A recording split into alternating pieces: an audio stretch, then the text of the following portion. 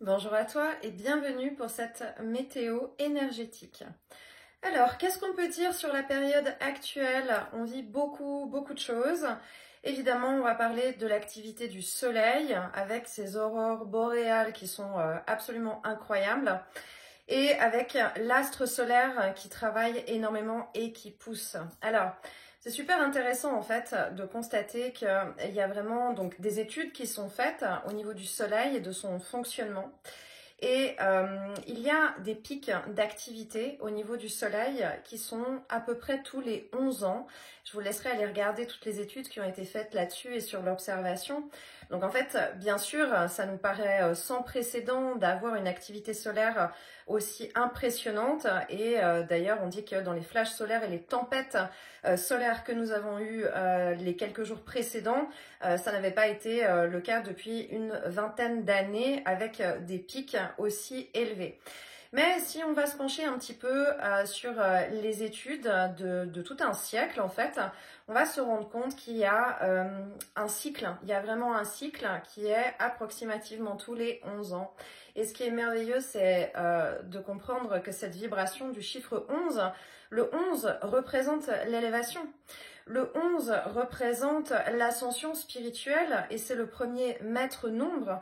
Donc le 11 a une valeur spirituelle extrêmement importante dans l'énergie et encore une fois, tout est un équilibre cosmique et parfaitement orchestré.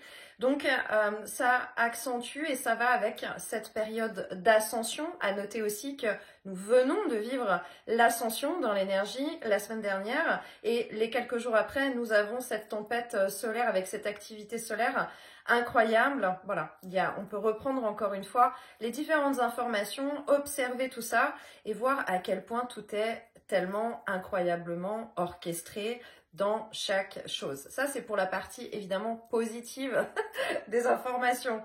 Ensuite, ça veut dire aussi qu'au niveau du corps physique, il se passe beaucoup de choses en termes de fatigue, il y a une très grande suractivité mentale avec les pics comme ça d'activité solaire et une fatigue très importante, des douleurs physiques, des courbatures, des douleurs au niveau des muscles. En fait, ce qui se passe, c'est qu'il y a vraiment une idée de nettoyage et de réencodage de notre ADN. Alors, ça a à voir aussi avec, encore une fois, l'énergie masculine. Et l'image qu'on me montre, et j'étais au téléphone avec une amie et collègue tout à l'heure en préparant cette météo énergétique et tout en échangeant avec elle, je lui disais j'ai telle image qui arrive, je ne sais pas si je vais dire ça en météo énergétique, mais oui je vais le dire, puisque l'image est arrivée, elle doit être transmise. Donc vous savez que mon équipe de lumière a toujours beaucoup d'humour et me transmet toujours les choses avec des images qui sont plutôt rigolotes. Donc ce qu'on me montrait pour l'énergie masculine, on me montrait que... en fait, dans notre ascension, dans notre nettoyage, dans notre guérison et dans notre connexion à nous-mêmes, on parle souvent des couches de l'oignon et que c'est un travail où, couche par couche, on enlève les couches extérieures pour se retrouver avec notre intériorité et aller connecter avec qui nous sommes dans notre essence, en dehors du personnage incarné et quand on a posé les costumes. Donc l'image que j'ai eue par de là et ce qu'on me montrait, c'est que particulièrement quand l'énergie masculine est plus importante dans le travail et dans l'activité actuelle avec le soleil. Ce qu'on me montrait, c'était comme si ils étaient sur c'était des oignons rouges sur des pics qui sont en train de griller au barbecue. Où voilà, ça grille vraiment très fort. Donc c'est vraiment extrêmement inconfortable. L'image est très drôle, mais évidemment, ça peut être très compliqué à vivre et très difficile parce que quand on a eu la possibilité avant de travailler couche par couche avec soi-même, on a pu le faire sur une certaine durée, sur un certain temps, des mois, des années, pour pouvoir vraiment assimiler les choses. Et là, il y a un système de guérison, de compréhension, de suractivité en accélération pour cette énergie masculine. Encore une fois, ça touche tout le monde, homme, femme, hein, puisque nous avons tous ces deux polarités en nous. Donc, de toute façon, nous sommes également impactés aussi par ce travail énergétique qui est fait, mais il y a vraiment cette idée ascensionnelle de nettoyage. Donc, il peut vraiment y avoir des fatigues importantes, une suractivité, une idée de surcharge en fait, hein, vraiment de grillage, surcharge mentale, surcharge émotionnelle, cette idée de trop plein aussi, trop plein, trop. Et puis ça peut réveiller pas mal de tristesse aussi. Ce qu'on me montre dans l'énergie, il y a une idée on peut se sentir oppressé. Au niveau de la cage thoracique, on peut avoir l'impression qu'on doit reprendre son souffle plusieurs fois. On peut avoir l'impression d'être en apnée ou bien d'être vraiment bloqué au niveau des côtes. Ça part depuis dans le dos avec du poids. Il peut y avoir aussi une notion d'accumulation un peu de mucus comme ça, hein, au niveau des sinus, au niveau de la gorge, de se sentir un petit peu encombré. Les poumons, hein, ça représente la notion, quand il y a des douleurs aux poumons, ça représente la notion de chagrin, la notion de lourdeur, la notion de tristesse. Donc cette activité, ces énergies très puissantes mettent en lumière tout ça. Donc il y a vraiment un appui qui est fait, une très grande pression. On peut avoir cette sensation même de... Il y a des moments donnés, peut-être dans le sommeil ou bien dans des mémoires comme ça qui se réveillent, d'avoir peut-être une idée de noyade, de ne pas réussir à reprendre son souffle, de ne pas pouvoir respirer. C'est l'activité solaire qui travaille. Ensuite, ce qui est intéressant de constater, quand on regarde un petit peu les informations, qu'on parle des aurores boréales et des activités, de l'activité solaire, en disant qu'évidemment il n'y a pas de risque pour l'être humain. Non, il n'y a pas de risque pour l'être humain, mais on ne peut pas dire que l'être humain n'est pas impacté quand ça a la possibilité, au niveau des ondes électromagnétiques, d'avoir des conséquences sur de l'électricité, d'avoir des conséquences sur du déréglage de certains appareils, et ça va continuer à s'accentuer. Donc on va avoir régulièrement ce genre de phénomène. Donc on ne peut pas dire que nous, en tant qu'êtres humains, nous ne sommes pas impactés. Nous sommes impactés d'un point de vue très physique et d'un point de vue très physiologique. C'est le corps physique qui va prendre et qui va travailler énormément et différemment. Il y a vraiment quelque chose de réencodage de notre ADN, de notre travail cellulaire au niveau du corps physique. Donc, c'est important de pouvoir en être conscient, de pouvoir accompagner ce travail sans forcément être dans beaucoup de stress ou beaucoup de panique avec tous ces symptômes. Évidemment, en cas de doute, on va consulter. Hein, c'est toujours très important d'avoir un avis médical. Ne restez pas avec des symptômes qui sont importants et persistants sans avoir consulté, puisque l'énergétique est une chose, mais c'est toujours lié à la matière. Donc on ne peut pas mettre tout balayé en parlant que de l'énergétique. Hein. C'est toujours très important de prendre la totalité en considération. Sur le plan du système nerveux, ces activités solaires ont tendance à accentuer les effets de colère, les effets d'agressivité, les états de tristesse et les états de dépression. Donc là aussi, c'est important de se surveiller et de comprendre comment est-ce qu'on va et comment est-ce qu'on réagit ou on agit, autant pour soi que aussi pour son entourage, toujours avec compassion et avec indulgence, parce que quand on a cette conscience, ça nous permet de lire les sous-titres des événements qui peuvent se passer, et donc de ne pas s'impliquer émotionnellement soi, ou de ne pas prendre personnellement les événements et ce genre de choses. Rester toujours avec un certain recul parce que on est conscient, on a une certaine conscience de ce qui se passe, et toujours la confiance est la clé, que l'orchestration est merveilleuse, magique et parfaite. Dans les autres informations que j'ai aussi, qu'on m'a transmises, c'est qu'il y a vraiment cette idée de... J'ai plein d'images en fait, j'ai des images de shaker, j'ai des images de mixeur. Donc je pense que ce que ça signifie, c'est que pour certains d'entre nous, il va plus y avoir une impression énergétique, un peu de rouleau compresseur. Donc on peut se sentir vraiment avec des phases d'abattement, d'extrême abattement et ras-le-bol. D'autres, on peut vraiment se sentir comme si on était compressé, mais extracté en fait de notre essence. Ça peut être très représentatif dans la matière. Il peut y avoir des événements dans la vie quotidienne, dans la matière, qui donnent cette sensation de passer au mixeur ou de passer au rouleau compresseur. en disant mais les événements s'enchaînent, ça s'arrête jamais, j'ai pas le temps de récupérer, que déjà il y a quelque chose qui se présente derrière.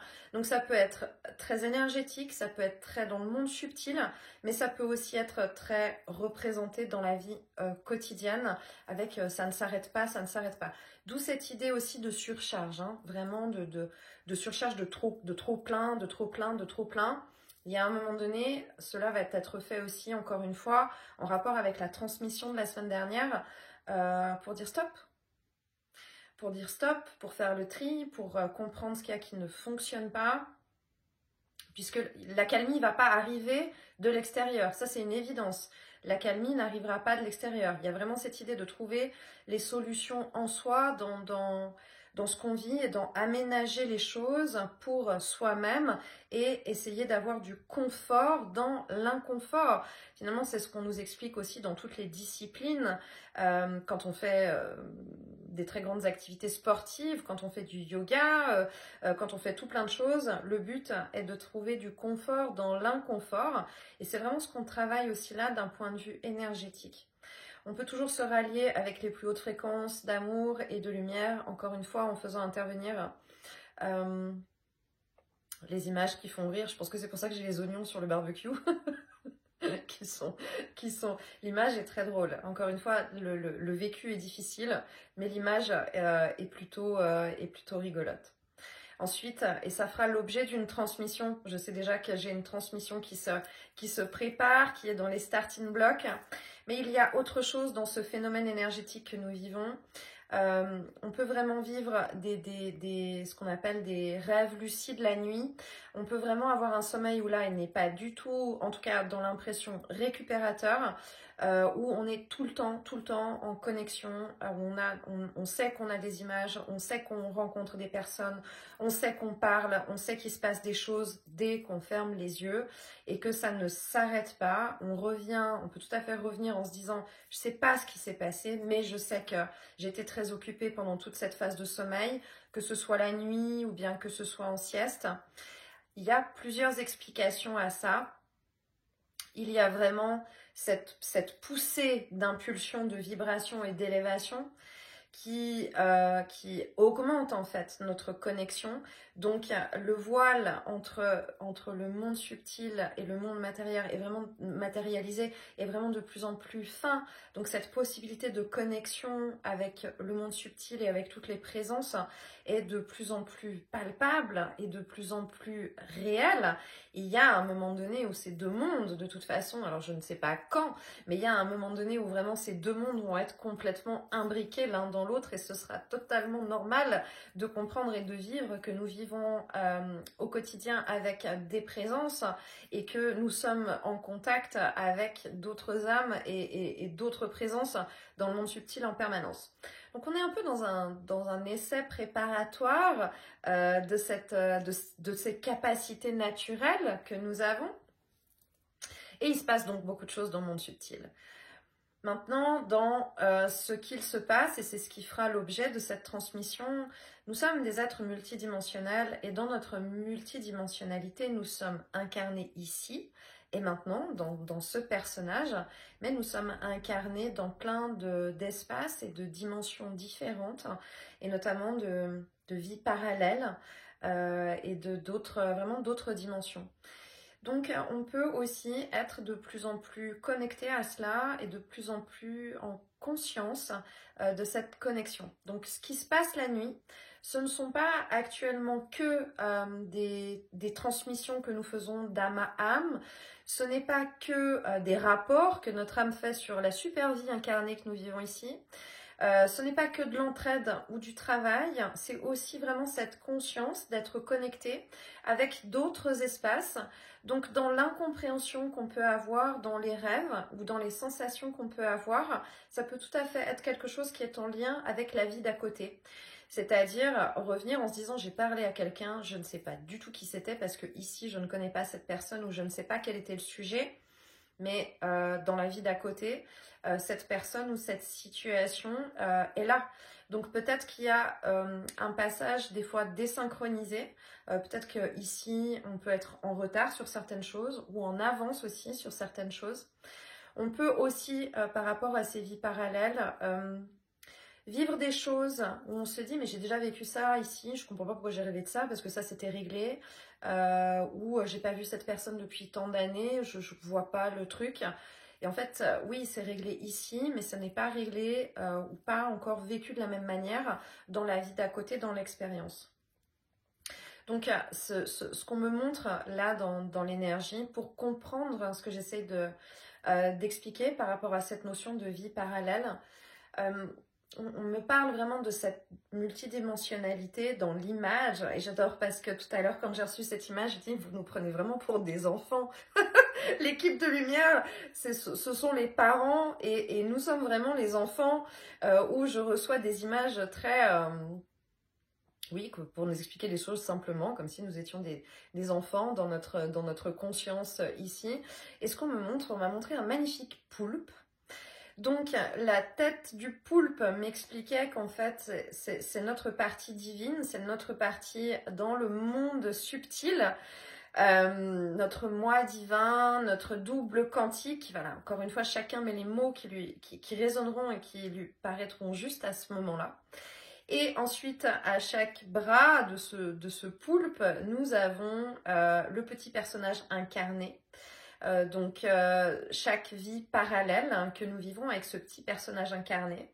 Et quand j'ai reçu cette image, j'ai dit ok, j'avais compris déjà cette notion de... Alors, j'avais pas eu le poulpe, j'avais eu quelque chose qui me paraissait beaucoup plus quantique comme image et comme explication. Et quand j'ai eu ce poulpe, j'ai dit ok, mais pourquoi cette forme de poulpe? Et là, on m'a montré le poulpe qui envoie de l'encre en fait. Qui envoie de l'encre. Et ce que ça me montrait, ce que ça m'expliquait, c'est regarde, cette partie du moi supérieur, divin et double quantique a la possibilité de voir les différentes vies parallèles et les différents événements. Et en fait, l'encre représente la guidance. L'encre représente l'impulsion, l'intuition et vraiment les informations, l'énergie que nous avons besoin d'avoir à ce moment-là, et avec les informations, puisque l'énergie c'est de l'information, avoir les informations et toute l'énergie que nous avons besoin de vivre à ce moment-là dans telle vie. Et c'est vraiment comme si cette tête de poulpe pilote en fait tout ce qui se passe et vérifie. Il y a vraiment, maintenant j'ai le dessin animé, hein. Je pense qu'il y a des dessins animés avec des poulpes comme ça, mais je ne sais plus lequel. Mais maintenant, ce que j'ai là, c'est le dessin animé avec un tableau de bord, avec tout plein de touches de toutes les couleurs. Et j'ai cette image de poulpe qui va très très vite comme ça et qui règle les choses et qui envoie des informations et qui là, on me dit mais plus de volume, moins de volume, va là, fais pas comme ci, fais pas comme ça. Il y a vraiment cette idée de pilote, de pilotage par rapport à notre double quantique. Il y a une idée aussi de ce que me montre là, c'est d'accélération. Il y a peut-être quelque chose de l'ordre de, on peut le faire, attends, le canal est ouvert, on y va. Voilà, c'est ça. C'est le canal est ouvert, il y a la possibilité, il y a une idée de vraiment grande fenêtre ouverte en fait, avec, je pense avec l'activité solaire, avec ces tempêtes géomagnétiques. Et il y a ce poulpe qui est là, qui transmet les informations. Il y a vraiment une idée d'accélération. C'est probablement aussi pour ça qu'on peut avoir ces nuits extrêmement compliquées ou ce sommeil extrêmement compliqué. On peut dormir moins longtemps aussi que d'habitude, s'endormir encore une fois plus tard ou alors dormir comme d'habitude mais se réveiller à des heures totalement incongrues. Je pense qu'il y a quelque chose de l'ordre de c'est fatigant au niveau de l'âme et au niveau de la conscience de recevoir autant d'informations. Donc peut-être qu'on écourte le sommeil ou même les siestes, que c'est moins longtemps que d'habitude parce que, attends, ça fait une surcharge, il y a trop d'encre, il y a trop d'informations. Donc on revient. Et par contre, pour les personnes qui sont plus impactées avec cette énergie masculine qui est plus importante, ben c'est la même chose, mais peut-être que cette surcharge, au niveau du mental, elle est beaucoup plus présente dans la vie éveillée, vraiment dans la partie éveillée. Mais c'est logique, encore une fois, il y a quelque chose de tellement logique là-dedans puisque le féminin, l'énergie féminine a cette capacité de travailler avec son monde intérieur, avec ses eaux intérieures, avec son émotionnel. Et l'énergie masculine, elle est habituée à travailler sur l'extérieur, à être mise en lumière en avant, en fait, hein, quelque part. Donc, l'impact est peut-être différent dans les énergies, plus sur le masculin qui va être, ça va être dans la partie éveillée la journée, où l'énergie masculine plus prononcée, et le féminin, ça va être plus la nuit, où l'énergie va être beaucoup plus impactée pendant le sommeil. Voilà, je vais rester avec cette image de poulpe, ce qui est déjà pas mal. Ça me ramenait aussi à cette notion dans rapport avec l'eau, hein. Quelque chose en rapport avec l'eau, puisque l'eau est vraiment ce que nous avons besoin en ce moment. Quand il y a ces pics d'activité solaire, je répète, et ça fait partie des conseils que je transmets aussi tous les jours à mes consultants, pensez à l'eau. Vraiment, c'est extrêmement important. Buvez suffisamment. Si vous n'avez pas l'habitude de boire suffisamment, il faut vraiment avoir une bouteille d'eau ou un verre d'eau avec soi en permanence, parce qu'on va boire par automatisme et par réflexe sans réfléchir et sans s'en rendre compte. Et dès que c'est vide, il faut tout de suite aller le remplir. Comme ça, au fur et à mesure, on va boire. Prenez des bains, des douches, allez vous tremper dans l'eau, allez nager, vous promenez au bord des rivières, vous promenez au bord des lacs. Si vous avez la possibilité d'être à la mer ou à l'océan, c'est encore mieux, c'est merveilleux. Ça, c'est très important. Les bruits de l'eau vont permettre d'apaiser aussi si au niveau du mental, on est en suractivité. Donc les bruits de pluie, les bruits d'eau, de rivière, ce sont des sons qu'on peut utiliser. Ça peut calmer les enfants aussi, hein, puisque les enfants peuvent être très nerveux. Vraiment, c'est les premiers hein, dans leur énergie à subir encore plus les conséquences, que ce soit de la lune, des énergies ambiantes, etc., avec moins d'armes de compréhension et beaucoup plus dans leur spontanéité. Donc ça peut vraiment aussi, l'eau, les apaiser, ça c'est important. Les emmener à l'eau et leur mettre peut-être des bruits d'eau pour s'endormir ou ce genre de choses. C'est vraiment les conseils actuels. Et prendre soin de son corps physique, vraiment dans la douceur, penser à bouger, à s'étirer le plus possible pour permettre aussi à l'eau du corps de circuler. Ça va aider à éviter d'avoir des courbatures, des contractures, vraiment et des lourdeurs au niveau du corps physique. Et pensez aussi à travailler des étirements au niveau de la cage thoracique pour vraiment ouvrir. Ça correspond aussi, cette partie cage thoracique et ces poumons qui peuvent être un peu contractés et comprimés. Ça correspond à la zone du plexus solaire. Et on parle de l'activité solaire encore une fois. Donc tout est lié. Ce travail peut vraiment venir impacter aussi au niveau du plexus solaire. Voilà. J'espère que ces informations vont pouvoir vous aider et mettre des mots sur ce qu'il se passe actuellement. N'hésitez pas, comme d'habitude, à me partager vos ressentis, vos retours, à partager ces informations aux personnes aussi qui pourraient en avoir besoin. Merci pour les likes, les commentaires, bienvenue aux nouveaux abonnés aussi. Merci pour vos nombreux partages, que ce soit sur YouTube, sur Facebook ou bien sur Instagram.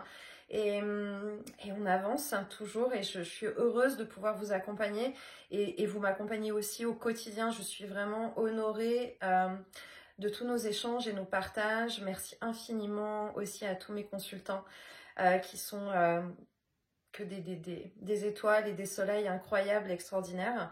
Quand on a des doutes sur pourquoi est-ce qu'on est là, quand les moments deviennent difficiles dans l'incarnation et dans la vie, il y a toujours toutes ces personnes autour qui vont nous permettre à un moment donné de se dire waouh, c'est joli cette vie quand même, ça vaut quand même la peine et c'est chouette d'être venu. Donc je vous remercie infiniment pour tout ça et je vous envoie autant d'amour, d'étoiles et de douceur que j'en reçois. Merci infiniment et à bientôt. Bye bye.